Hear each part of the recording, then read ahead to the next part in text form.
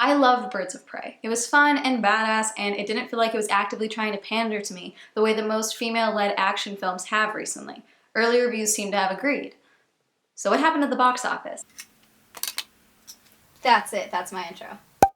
Hey, I'm Amanda and you're watching Swell Entertainment. I'm gonna talk about spoilers in this, so don't jump down my throat in the comments. Also, I'm not expert on any of this. I am simply giving my opinion on why I think Birds of Prey underperformed at the box office. When I heard that the DCEU was going to have a Birds of Prey movie, I was pumped. I loved the Birds of Prey comics when I was younger, and I've watched the one season of the TV show at least 8 times. I was a little hesitant when it was announced that it was going to focus on Harley Quinn post her relationship with the Joker and that it wouldn't include Barbara Gordon. But I actually did like Margot Robbie's portrayal of Harley Quinn in Suicide Squad, even if I'm not a fan of how Harley Quinn was handled in Suicide Squad. When the trailer dropped, I was once again excited. It looked badass and colorful, and it looked like they were going to try and deviate away from the more somber tone that DCEU keeps trying to trademark for themselves with varying levels of success. Early reviews pointed to a good movie that was going to have a solid opening weekend of at least 100 million. Instead, they opened to 81 million. Like I said, I loved this movie. I thought it was kind of fun that they had Harley Quinn go on a journey kind of loosely similar to that of the lead of a rom-com. She and her shitty boyfriend break up. She goes on an arguably self-destructive journey of self-discovery, including fucked up bangs that she cut herself. And she opens herself up to the possibility of new love, except instead of a guy, she gets a hyena and a quirky pickpocket sidekick while a Kesha ballad plays in the background. It was fun and badass, and I have no desire to ever be a housewife. I would get so bored and probably just go full Amy Dunn and Gone Girl just because it would be something to do. But I would gladly have dinner waiting at home for Huntress when she was done taking out her hits for the night. I loved the fight scenes, particularly Harley's. I agree with many people's critiques that she wasn't bad or psychotic enough in this movie, but I do think that the fight style that they chose for her really matched up well with her character, particularly the police station sequence that just flowed really well. The soundtrack, also fucking incredible. Overall, I think the format for the film could have been tighter and more cohesive. I felt the rewind sequence was executed very poorly if it was needed at all. The flashback sequence for Huntress's backstory could have been done way better, especially since they didn't do one for Diana, Cass, or Renee. It just felt clunky. They could have done more with Black Mask as the villain, and that's just from me from a moviegoer perspective. I'm really not that familiar with the character to have an overall opinion on the portrayal of Black Mask as a comic book character on live action, but overall as the villain, I think they could have done more with him. I liked Ewan McGregor in this film, but you introduced him by having him cut off the faces of an entire family, and I just felt like that cruelty wasn't matched the rest of the film. Quickly, there were reports online out the ass that Birds of Prey, or The Fantabulous Emancipation of One Harley Quinn, was a box office bomb. Box office bomb seems to be the title given to a movie that didn't appeal to more than 3/4 of the audience that saw it, or if the film didn't gross close to $1 billion, and even then the movie can still be called a bomb online. According to the website that sucks up most of my free time, tvtropes.org, a film is considered a box office bomb if a movie's production and marketing costs far exceed that of what the film was able to bring into revenue-wise, making it a loss for the studio. A couple of movies that were considered to be bombs on the internet were Rise of Skywalker, which cost around $400 million and grossed over $1 billion, Captain Marvel, which cost about $300 million and grossed over $1 billion, and Suicide Squad, which cost about $325 million and grossed over $700 million. You may not have liked these movies, but they still churned out stacks for the studios. We can also go into toy sales before and after these films' releases, but that would need to be a whole other video. I can't find the total for the marketing cost, but the Birds of Prey production cost was about $84 million. And before a global pandemic shut it down,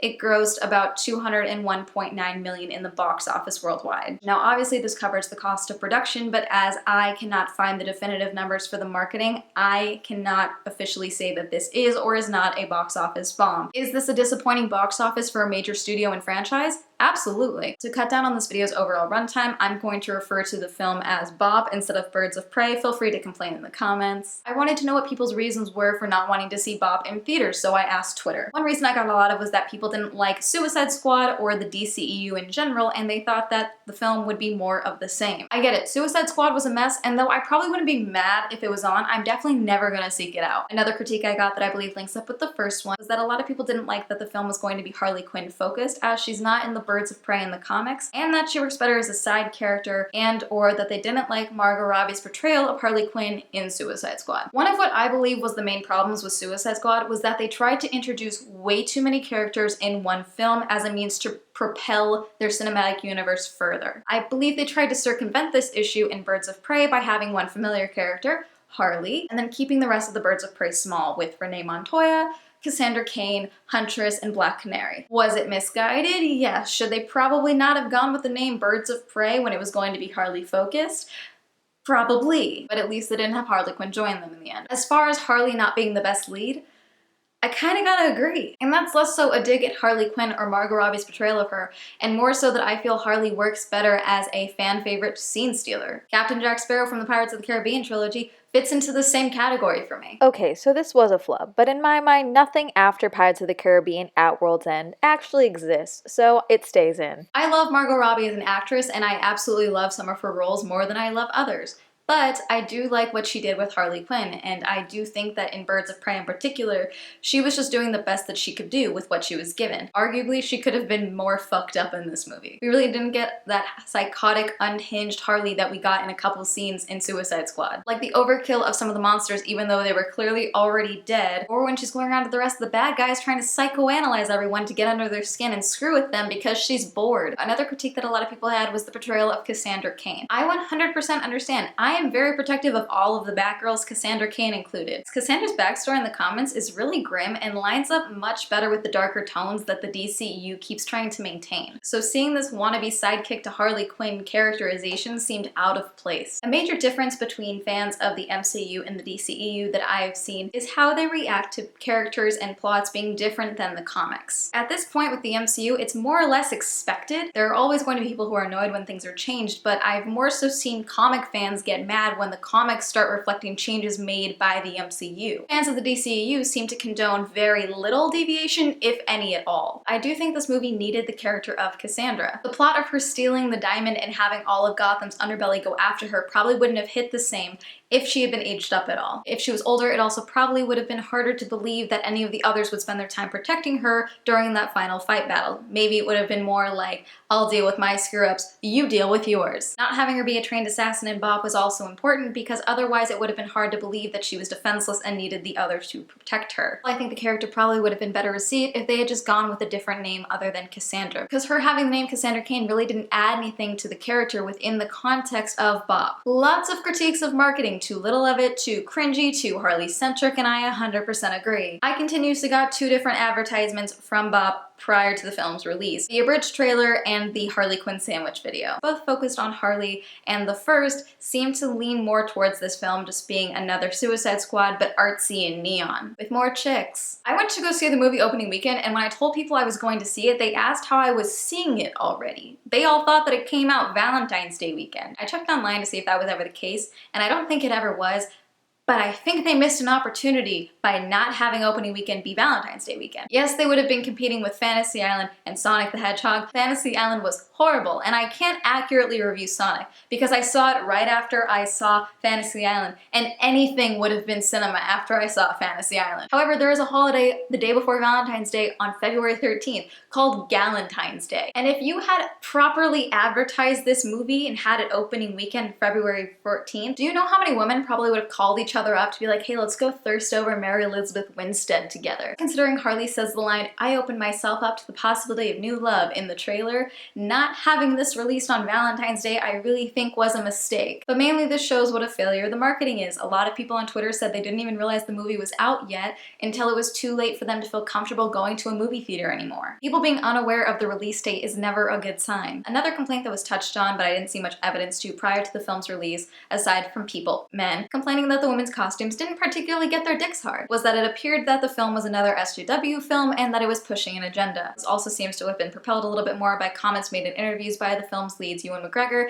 and Chris Messina. First off, show me one film that doesn't push some type of agenda. And second off, personally, I think the bar is so low for what people consider an SJW movie. The SJW film test has become like the Bechdel test. The Bechdel test is a pass or fail test. A film needs to have a conversation between 2 female characters about something, anything, other than a man. Those 2 women can be physically sitting on dicks attached to dudes the rest of the film, and it'll still have passed the Bechdel test. The SJW test for a new film seems to be if a female character is in a position of power, or if there's a line implying that something that has the word men in the title should also include the word women, such as, maybe we should call it X-Women, or The Men in Black. Yes, we're working on it. It's a process. I don't know why you guys get so worked up over those lines. It's clearly pandering to people like me. I don't take the bait, why do you? I disagree that this film was all out an SJW movie. Birds of Prey, always been women. Can't get mad about that. Gotham's crime world is after Harley because while she was the Joker's girlfriend, she was a complete dick. And they don't like her, and she no longer has his protection, so they're going after her. It really isn't about her being a woman, aside from that is one of the reasons that Harley gives for why Roman wants her dead. Helena going after the men who took out her entire family is in the comics, and just because you don't like her costume doesn't mean that it's SJW or that she's not hot. Dinah is doing what she can to survive and stay afloat working with Roman. The bar scene where Roman makes a girl that he thought was laughing at him strip and dance on a table fits his characterization in the film of being a manic control freak. Him going after Harley fits in the same way. He was also mad about losing the diamond, and Harley was already high on his shit list. Doc selling out Harley's location when she's hiding out with Cass is less about Doc being a guy and more about the fact that anyone in Gotham can be bought for the right price. This isn't like in Charlie's Angels 2019 where they had pretty much every male in the film be a shitty villain. Black Mask is a bad guy, so is Victor Zsasz. I don't know what to tell you. Harley is a bad guy. The entire crime world is after her because she was a dick. And unlike Charlie's Angels, Bop really did seem to try to not rely on the villains to make the female characters seem more empowered or kick-ass. I already talked about my feelings on this, but a lot of people also complained about this iteration of Black Mask. I'm not familiar enough with this character to agree or disagree with any of the comments made without someone trying to bite my head off in the comments section, but within the context of the film, I do think that Ewan McGregor did a good job of portraying a manic, unhinged crime boss who had control issues. Within the context of the film, I don't think they did enough to make him the villain or the foe to Harley Quinn. Also, I don't know, I expected a better death for Ronan based off that build-up. It seemed a bit rushed, but I'm glad they let Cass do it. Would have liked a bit more of a reaction from her. You know, like she's a kid who just killed a dude. He did contract all of Gotham's underbelly to kill her, but like a moment of like, what the hell, I just blew a dude up with a grenade might have been good. Back on the topic of SJW, honestly, this movie probably could have survived if it weren't for the R rating. This movie needed an R rating to be done well, but this combined with the poor marketing, I think is what really screwed this movie over. Let's compare this with Captain Marvel. I know it's a whole other comic book juggernaut, whole other corporation, whole other basic setup, but hear me out. Captain Marvel was labeled an SJW film early on and boycotted more so from comments made by Brie Larson. The difference here is that Disney really did lean into the girl power element of the film leading up to the film's release. They spent probably way more on marketing than Birds of Prey did, but because they didn't have an R rating, more young children and teens went to go see this movie, which did stellar things for the box office. I think the R rating was needed to get this movie to the level that it was at, but if it had had a lower rating, it probably would have had wider audience appeal and they would have done better at the box office. Absolutely could have benefited from more marketing. Every movie can benefit from more marketing. Except for Cats, nothing was going to save that film. That movie was destined to be a bomb. I think the disappointing box office for Bop really comes down to one main thing that's really rampant in Hollywood right now. The assumption that girl power is enough to drive ticket sales. In my opinion, relying on your film being a female-led action movie to be progressive is like relying on your film having CGI animals to be innovative. It's not. Again, we saw this recently in December with Charlie's Angels. Check out my video on Charlie's Angels if you want to hear my thoughts about what a pandering mess it was. The director Elizabeth Banks did a good deal of press leading up to the movie imploring men to go see it, or it wouldn't succeed. It seemed like she believed that women were already allowed to go see the movie in droves opening weekend, and when that inevitably didn't happen, she made the terrible judgment call to blame men for not wanting to go and support female-led action movies. Looking at the trailers for Birds of Prey, it's completely understandable how someone could have seen that and just seen a Harley Quinn female-based rehash of Suicide Squad. A lot of the marketing seemed to try and show that this film was going to be more than that, but not nearly enough to convince people who weren't already fans of the DCEU,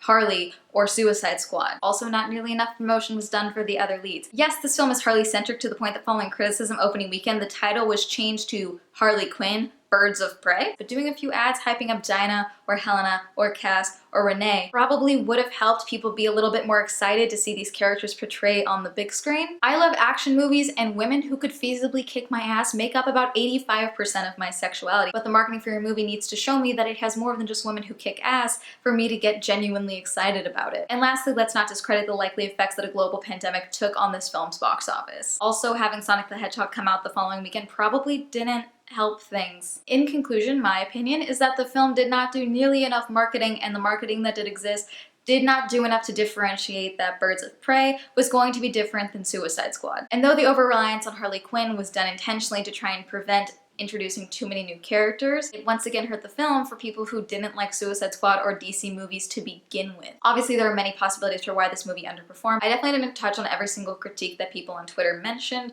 I just picked the ones that I felt popped up the most. That tweet is going to stay up on my Twitter if you want to go look at the other responses, but also feel free to comment down below why you didn't go see the movie in theaters or why you did or did not like the movie. That's gonna be it. I know this film came out in February and it is now in April, but I haven't made a single film review at all in 2020, and I went to the movies way too much before the stay-at-home order went into place, and I need to justify the amount of popcorn I consumed somehow. Also, movie theaters are closed, and I'm sad. Stay home. Shout out to my patrons. Thank you so much for supporting my Patreon. If you'd also like to support me on Patreon, the link will be listed down below. If you'd like to follow me on all my social media, that'll be all up here, and that's gonna be it. Thank you for watching. Have a lovely day. Wash your fucking hands. Goodbye.